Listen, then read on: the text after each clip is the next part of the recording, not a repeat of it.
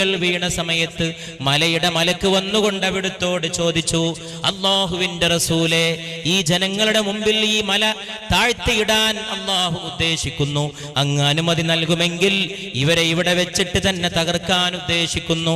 അപ്പോൾ പുണ്യനബി പരിശുദ്ധ റസൂലുള്ളാഹി സ്വല്ലല്ലാഹു അലൈഹി വആലിഹി വഅസ്ഹാബിഹി വസല്ലമ അതിന് മറുപടിയായിട്ട് പറഞ്ഞു, ഇവിടെ വെച്ചിട്ടവരെ നശിപ്പിക്കരുതേ, ഒരിക്കലും അല്ലാഹുവിനോട് ഞാൻ അതിനു വേണ്ടി പ്രാർത്ഥിക്കുകയില്ല.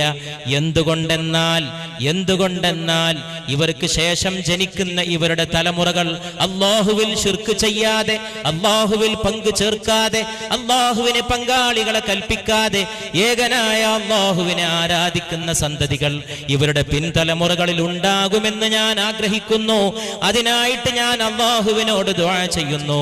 അതുകൊണ്ട് തായിഫിന്റെ മല താഴെയിട്ട് ഈ ആളുകളെ അല്ലാഹു തകർക്കരുതേ, ഇവർ ചെയ്ത പാപ